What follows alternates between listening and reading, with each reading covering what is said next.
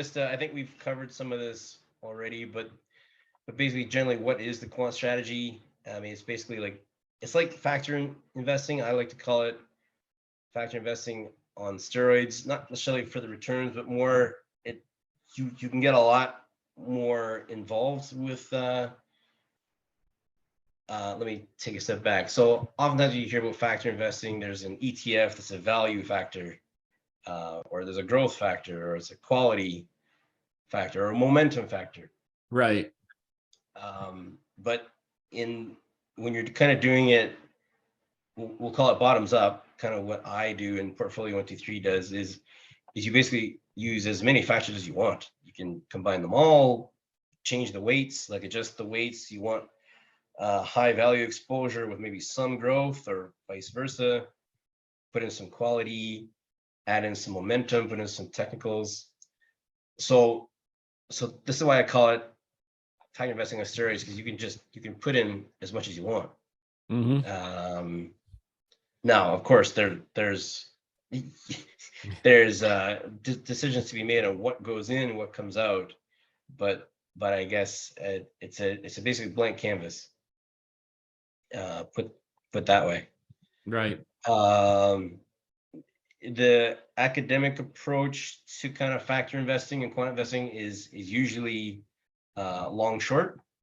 So basically, you long the top ranked, call it value stocks, and then you short the lower ranked value stocks, and then that's usually how they measure performance. And you can see how the long did, how the short did.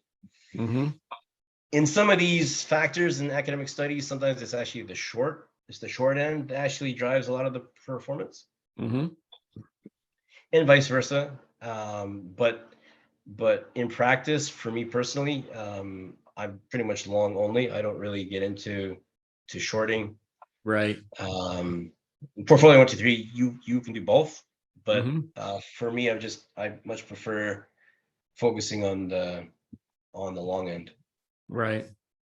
Yeah, I think what you learn there too is it only takes one bad short to destroy a portfolio sometimes. Right. And Right. and again, in the short run, markets can be irrational in silicon stocks. So and how do you deal 100%. with? How does you might get bought in on your short, even though it might have worked out in the end. You might not be in it for when the stock comes back down. A lot of factors there can really work against making a short strategy. Yeah.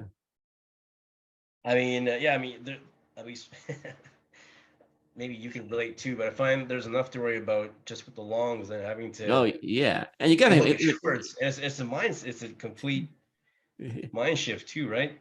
Yeah, I think if I was going to do a combination short long strategy, I probably would do it like long value, or long these GARP value stocks, right, based on whatever you're doing, and short a whole different area of stocks, not in the value, like maybe like stocks are going to go to zero one day because they're going to run out of money in 3 months, or whatever. Right.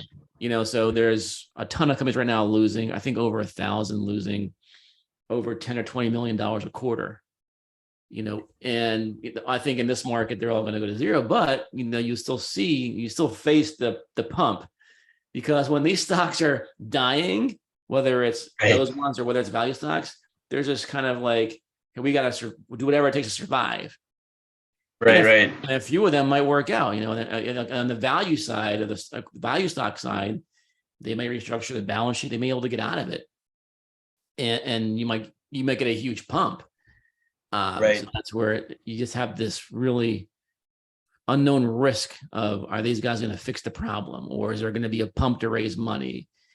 And it makes it a lot harder. So I'm with you on that, in terms of I think, but there are a few people who are really skilled at shorting, but they're more day trading it. And yeah, absolutely.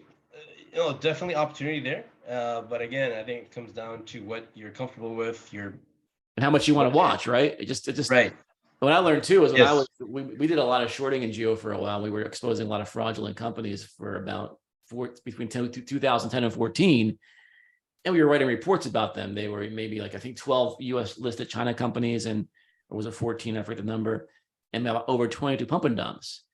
And, at that time was a market where the market cared about it. Regulators cared and jumped in, and would halt these stocks, and you could, it would work. Now the regulators let the market take care of it more. and Okay. that's not as easy to kind of deal with. So Exactly. yeah, but what I remember though, what I wanted to take it back to was when I was doing some shorting, it really, although it makes you a better investor to some degree because you learn more about risk and you dig deeper and you understand sometimes what you're seeing isn't necessarily what the truth is. Again, Right. you might get into this never buy anything mode, but it really puts you into this like different kind of mentality sometimes.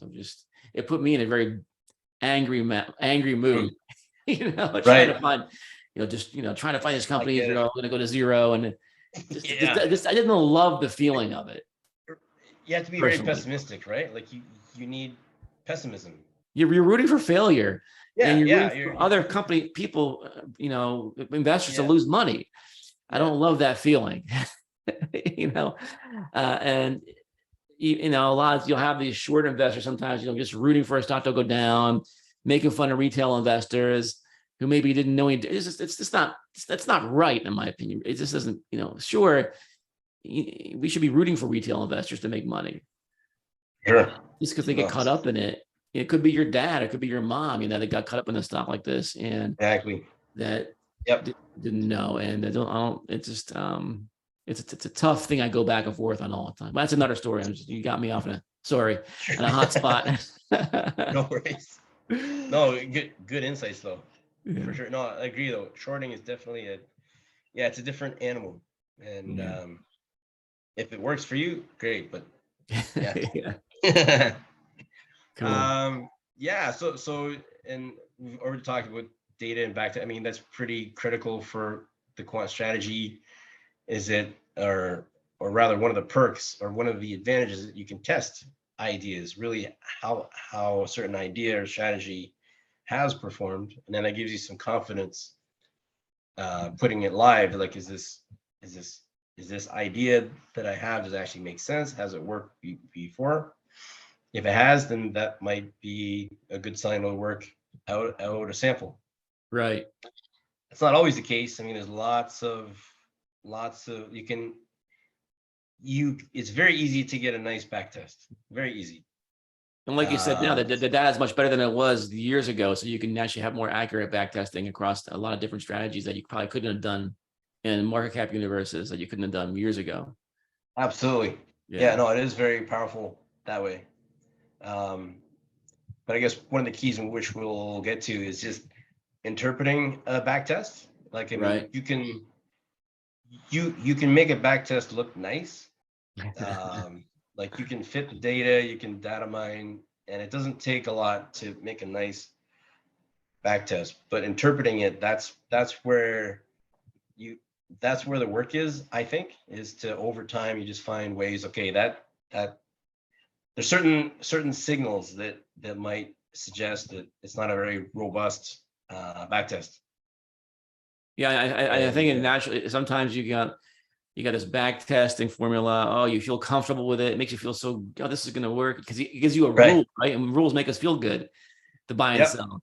And they don't always work. Nope. Yeah. No, things change.